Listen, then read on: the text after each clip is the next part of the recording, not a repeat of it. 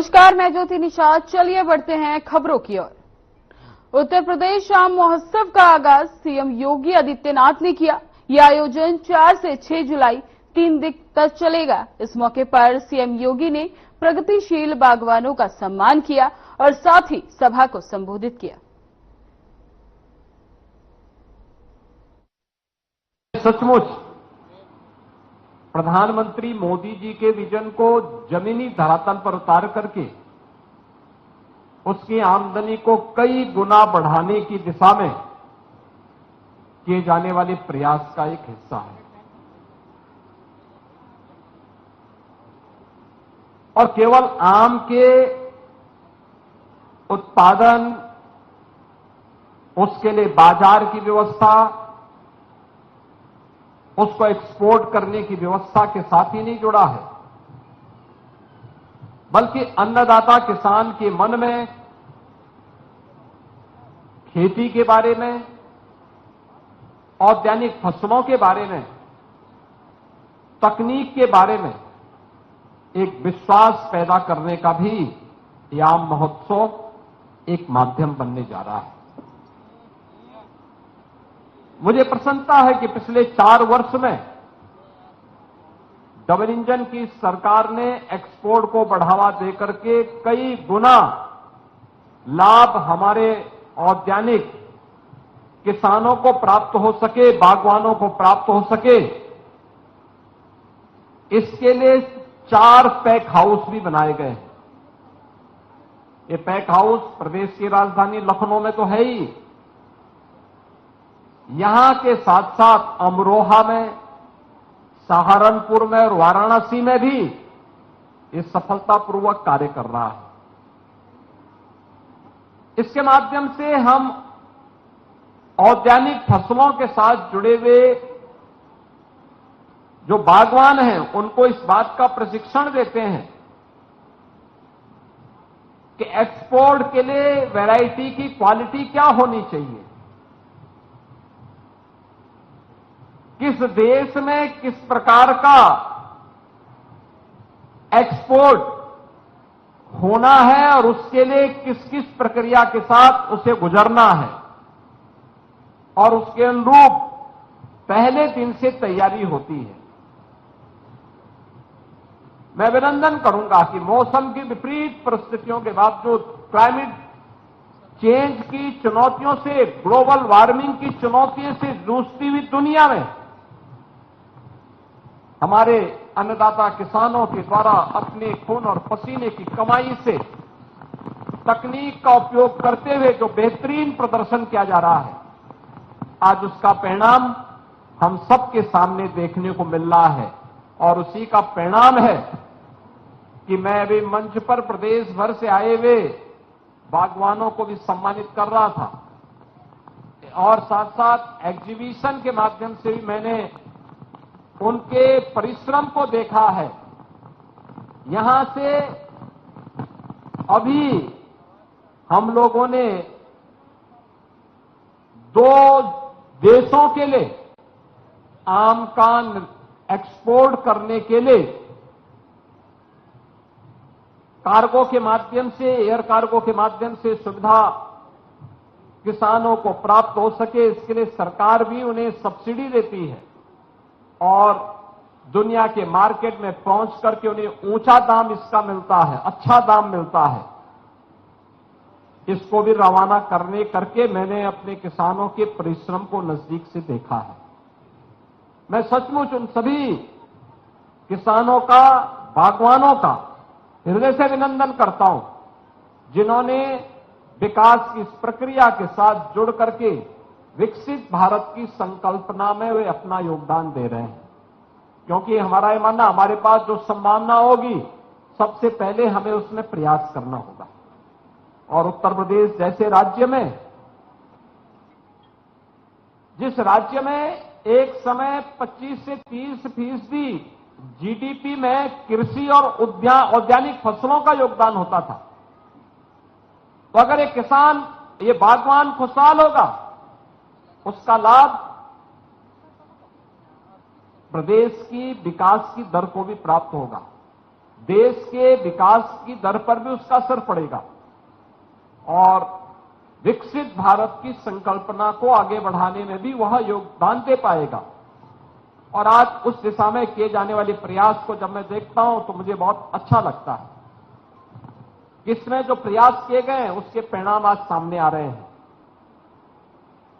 हर बार हम देखते हैं कुछ एक नई बात को लेकर के जब कार्य करते हैं तो उसके परिणाम भी देखने को मिलते हैं। अभी पिछले दिनों मुझे जो भारत सरकार ने विकसित कृषि संकल्प अभियान के कार्यक्रम के दौरान राज्य के अलग अलग जनपदों में जाने का अवसर प्राप्त हुआ था।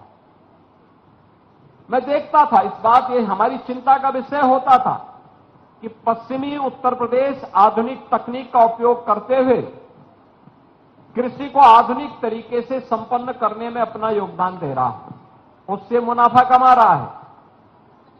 लेकिन मध्य यूपी और पूर्वी उत्तर प्रदेश और बुंदेलखंड में वो सुविधा नहीं थी। बुंदेलखंड की अपनी परिस्थिति थी, उनके पास जल की कमी थी। लेकिन आज अर्जुन सहायक परियोजना जैसी परियोजनाओं के पूरा होने के कारण आज जल की समस्या की बहुत बड़ी समस्या का वहां समाधान हुआ है। बाण सागर परियोजना के माध्यम से बिंद क्षेत्र में जल की समस्या का समाधान हुआ है। सरयू नहर परियोजना के माध्यम से हम लोगों ने पूर्वी उत्तर प्रदेश की किसानों की समस्या का समाधान किया है। और जब हम लोग इन क्षेत्रों में कार्य कर रहे हैं तो मुझे देख के प्रसन्नता हुई कि जिस क्षेत्र में कभी एक फसल होती थी वहां पे दो फसल, जहां दो फसल अन्नदाता किसान लेता था, आज वहां पर तीन तीन फसल ले रहा है। अभी मुझे कुछ जनपदों का दौरा करने का अवसर प्राप्त हुआ था। मैं लखनऊ से चला था, कृषि मंत्री मेरे साथ में थे। हम लोग हरदोई गए, हम लोगों ने कानपुर का दौरा किया। हम लोगों ने हरदोई के साथ साथ अन्य तमाम जनपदों का दौरा करते हुए किसानों के साथ हम लोगों ने औरैया में संवाद किया। और मुझे अच्छा लगा कि आलू के बाद मक्का की खेती और मक्का के बाद धान की खेती, तीन तीन फसल किसान ले रहा है। अकेले मक्का की खेती में 1 एकड़ में 1 लाख रुपए का नेट प्रॉफिट कमा रहा है हमारा अन्नदाता किसान। यानी ये चीजें दिखाती हैं कि उसने अब आधुनिक तरीके से खेती करना प्रारंभ किया, उसका परिणाम हमारे सामने आता हुआ दिखाई दे रहा है। ऐसे ही गन्ने में नई तकनीक उसके सामने आई है, बीज आया है। अभी हम लोगों ने इसके लिए कुछ सेंटर ऑफ एक्सीलेंस स्थापित किए हैं, कृषि विज्ञान केंद्र नए तरीके से कार्य कर रहे हैं। और इन्हीं तरीकों को आगे बढ़ाने के लिए अब उद्यान विभाग, वन विभाग और अन्य निजी क्षेत्र के भी सहभागिता के माध्यम से अब हम लोगों ने प्रदेश के अंदर फलदार वृक्ष हो, इमारती लकड़ी के वृक्ष हो, छायादार का हो, पर्यावरण अनुकूलित या फिर मेडिसिन प्लांट का हो, औषधीय वृक्षों के लिए भी व्यापक पैमाने पर कार्य प्रारंभ हुआ। मुझे याद है 2017 को जब हम लोगों ने वृक्षारोपण के महाअभियान के कार्यक्रम को आगे बढ़ाया था, प्रदेश में मुझे 5 करोड़ पौध नहीं प्राप्त हो पाई थी।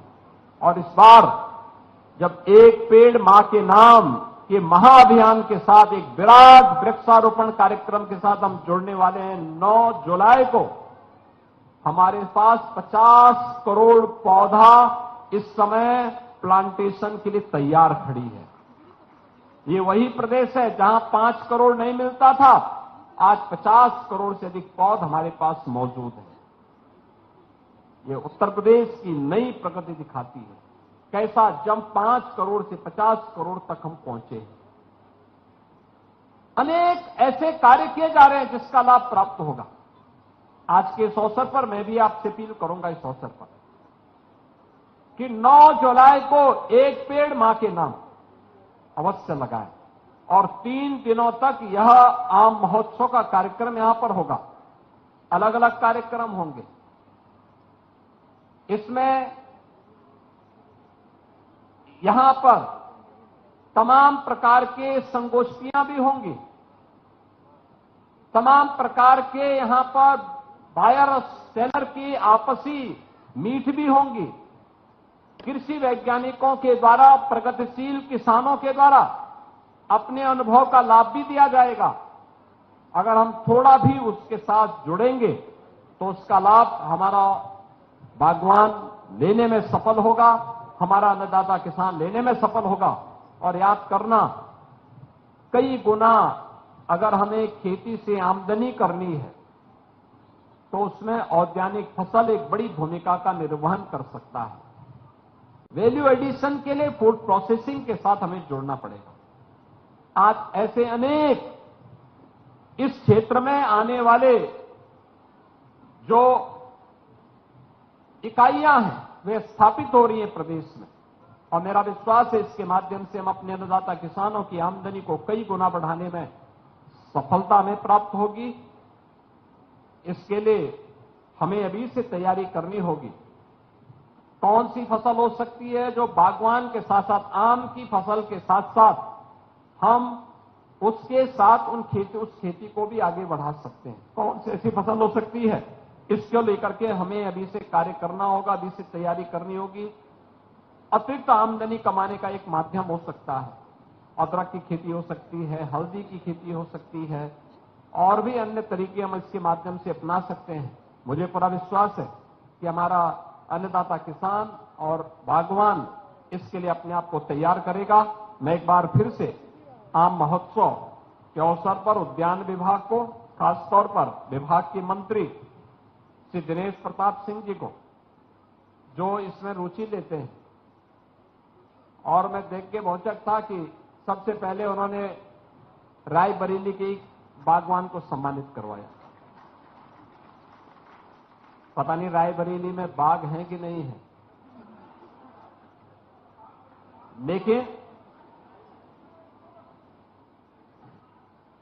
लेकिन यहां पे लखनऊ के साथ साथ तो अनेक वैरायटी उत्तर प्रदेश में हो रही है।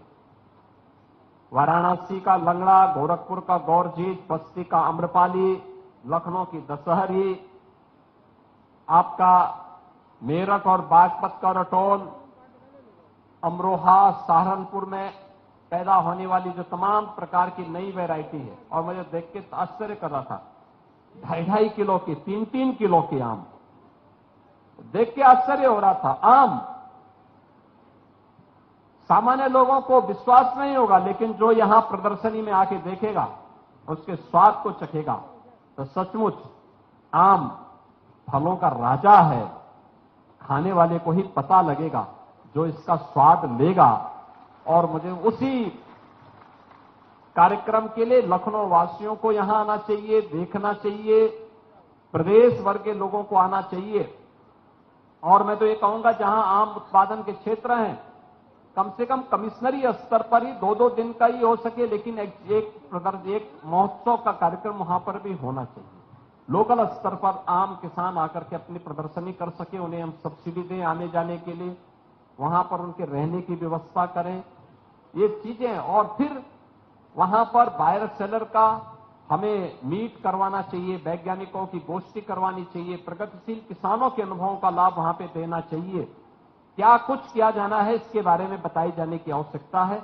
आज के इस अवसर पर एक बार फिर से इस पूरे महोत्सव के लिए मैं विभागीय मंत्री को हृदय से धन्यवाद देते हुए पूरे आयोजन के लिए आप सबको अपनी शुभकामनाएं देता हूं, और विश्वास करता हूं कि आम महोत्सव के अलावा अन्य महोत्सव भी हम औद्यानिक फसलों की इसी प्रकार से कर पाएंगे, तो आमदनी बागवानों की भी और अन्नदाता किसानों की आमदनी को कई गुना बढ़ाने में मदद होगी। आप सबके प्रति मैं जल्द लौटेंगे एक छोटे से ब्रेक के बाद।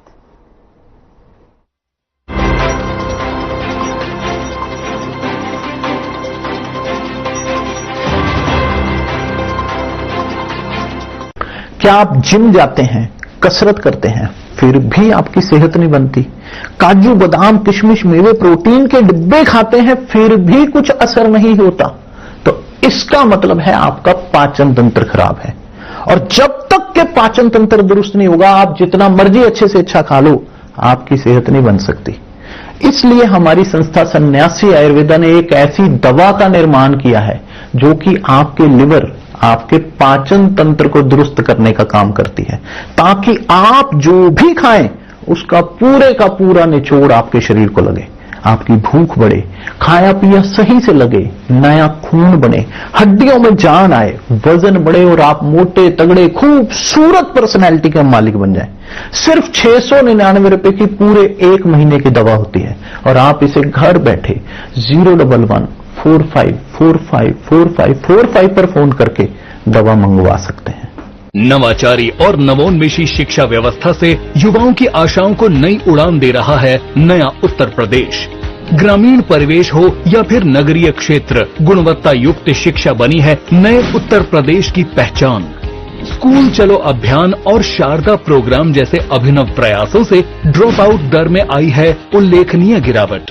ऑपरेशन कायाकल्प और टैबलेट वितरण जैसे कदमों से डिजिटल शिक्षा को मिले हैं नए आयाम। बेसिक शिक्षा से हायर एजुकेशन तक शिक्षा में उठाए गए अभूतपूर्व कदमों से हुआ है एजुकेशन का ट्रांसफॉर्मेशन। अंत्योदय और बिना किसी भेदभाव के सबको समान शिक्षा का अधिकार बना है युवाओं के उज्जवल भविष्य का आधार। वर्ष 2017 के बाद डबल इंजन सरकार के अभिनव प्रयासों ने नए उत्तर प्रदेश की शिक्षा व्यवस्था में किया है युगांतकारी ट्रांसफॉर्मेशन। समान शिक्षा का अधिकार, डबल इंजन सरकार।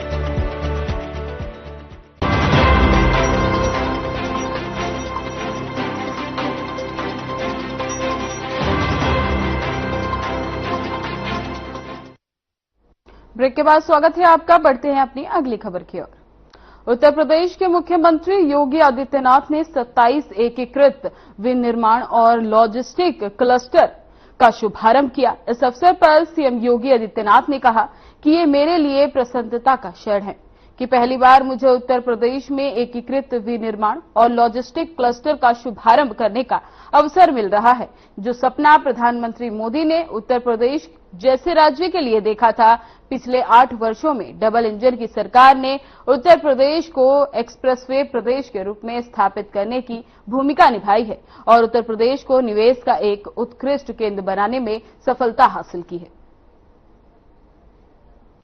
अत्यंत प्रसन्नता का क्षण है कि पहली बार उत्तर प्रदेश में integrated manufacturing and logistic cluster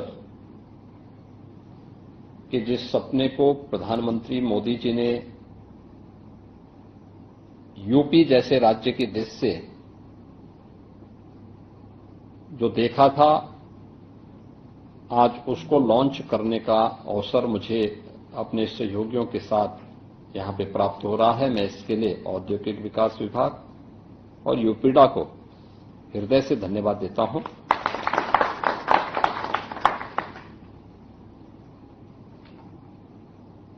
double engine की सरकार ने पिछले 8 वर्ष में उत्तर प्रदेश को एक्सप्रेस वे प्रदेश के रूप में स्थापित करने में एक बड़ी भूमिका का निर्वहन किया है। उत्तर प्रदेश को इन्वेस्टमेंट के एक बेहतरीन डेस्टिनेशन के रूप में भी स्थापित करने में सफलता प्राप्त की है। हमने एक्सप्रेसवे बनाए, लेकिन अक्सर क्या होता है कि इंफ्रास्ट्रक्चर हम बनाते हैं और उसका लाभ कोई और ले लेता था। ये पहली बार हो रहा है कि इंफ्रास्ट्रक्चर के साथ साथ हम इंडस्ट्रियल क्लस्टर और कॉरिडोर भी वहां डेवलप कर रहे हैं। डिफेंस मैन्युफैक्चरिंग कॉरिडोर के 6 नोड प्रदेश में पहले से ही बन रहे हैं, लेकिन ये 6 नोड एक्सप्रेसवे पे नहीं बन रहे हैं। इनको 6 नोड जो भारत सरकार की सहमति से हमने स्थापित किए थे, वहां पे इससे जुड़ा हुआ इन्वेस्टमेंट हो रहा है और यह एक नए युग परिवर्तक घटना के रूप में आप इसको आप मान सकते हैं। कि इस प्रकार की integrated manufacturing and logistic cluster का विकास एक्सप्रेस वे के दोनों ओर 10,000 एकड़ लैंड एक साथ 27 ऐसे क्लस्टर विकसित करने में मदद करेगा। यह एक नए भारत के, उस नए उत्तर प्रदेश की तस्वीर है जिसने अपने को बीमारू राज्य से अब भारत के ग्रोथ इंजन के रूप में अपने आप को प्रस्तुत किया है और विकसित भारत की संकल्पना में अपनी भूमिका के निर्वहन करने के लिए अपने आप को तैयार कर रहा है। एक बड़ा अभियान है और मेरा यह मानना है कि इन्वेस्टमेंट की पहली शर्त होती है सुरक्षा और लैंड बैंक, बेहतरीन इंफ्रास्ट्रक्चर यानी कनेक्टिविटी की सुविधा हो से। इसमें ये सभी कुछ आज यूपी के अंदर उन्हें प्राप्त होंगे। हमने जितने भी एक्सप्रेस वे बनाए हैं, इन एक्सप्रेस वे में सर्विस लेन की सुविधा उन्हें उपलब्ध कराई जा रही है। मैं स्वयं पूर्वांचल एक्सप्रेस वे में गोरखपुर लिंक एक्सप्रेस वे पर मैं औद्योगिक विकास विभाग के मंत्री जी, दोनों मंत्री भी मेरे साथ में थे और हम लोगों ने 91 किलोमीटर की यात्रा को सड़क मार्ग से तय किया। और मैं देख के बहुत चकित था कि हम लोगों की जो गाड़ी की स्पीड 120 किलोमीटर पर आवर थी, लेकिन पता नहीं लग रहा था कि हम गाड़ी में बैठे हुए हैं। इतना स्मूथ चल रही थी गाड़ी। और 1 घंटे में हम लोगों ने लगभग 10-12 स्थानों पे गाड़ी की स्पीड कम करना पड़ा था, क्योंकि लोग अभिवादन के लिए खड़े थे, स्वागत के लिए खड़े थे। लेकिन उस सब के बावजूद 1 घंटे में हमने इस दूरी को तय किया। ये आज उत्तर प्रदेश का इंफ्रास्ट्रक्चर है जिस मामले में उत्तर प्रदेश पिछड़ा माना जाता था। जिस प्रदेश के सामने कोई इन्वेस्टमेंट के लिए नहीं आता था, वहां इन्वेस्टमेंट हो रहा है।